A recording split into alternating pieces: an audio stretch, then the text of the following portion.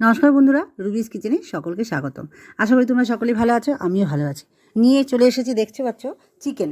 ওরা ছেলে মেয়েগুলো এত বায়না করছিল, কি করব, সেই জন্য ঘরে চিকেন ছিল। আমি আগে থেকেই ম্যারিনেশন করে রেখে দিয়েছিলাম।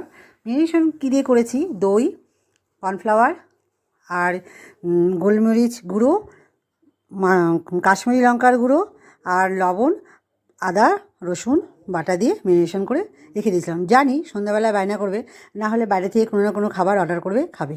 ওই একটাই খাবার শিখেছে, বিরিয়ানি নাই মোমো। তো যাই হোক, এগুলো খায়, কী করবো। আমার একদম বাইরের খাবার আমার একদম ভালো লাগে না। ওরা খায়, তাই ওদের জন্য করতে হয়। তাই আমি চিকেনগুলোকে দুপুরবেলায় ম্যারিনেশন করে রেখে দিয়েছিলাম। আমি তো জানি ওরা এটাই করবে, কারণ ওরা আলোচনা করছিল ঘরে যে বাইরে খাবার খাবে, আজকে মোমো খাবে, এগরোল খাবে, এরকম করছিল। তা আমি দেখলাম ঘরে অল্প কটা চিকেন আছে, ম্যারিনেশন করে আমি রেখে দিই। যাই হোক, যথারীতি ভালোই লাগলো, ওরা তো দেখে খুব খুশি। তো আমি চিকেনগুলো ভেজে নিলাম কড়াইয়ের মধ্যে, অল্প অল্প করে ভেজে নিয়েছি। আমার এই কড়াইটা হচ্ছে নতুন কিনেছি, তো এই নতুন কড়াইটাই আমি ব্যবহার করলাম। খুব সুন্দর কড়াইটা, এটা আমি মেলা থেকে কিনেছিলাম। দেখো চিকেনগুলো কি সুন্দর লাল লাল করে আমি ভেজে নিয়েছি, ভেজে থালায় তুলে নিয়েছি। যেহেতু অল্প পরিমাণ, তাই সেই জন্য অল্পই করা হয়েছে। আর কেটে নিয়েছিলাম পেঁয়াজ, ক্যাপসিকাম, কাঁচা লঙ্কা চিড়ে নিয়েছিলাম, রসুন কুচি, আর একটা পেস্ট বানিয়ে নিয়েছিলাম।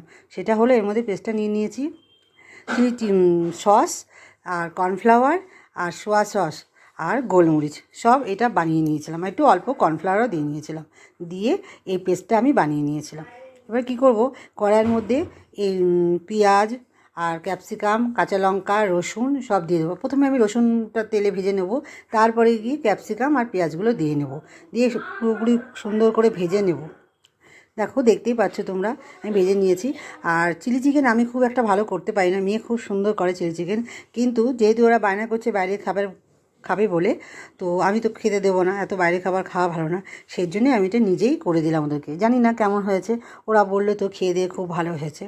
যাক, শুনেও শান্তি পেলাম। আমি খুব একটা এইসব খাবার বানাতে ভালো পারি না, তবু চেষ্টা করি, শিখছি আমি।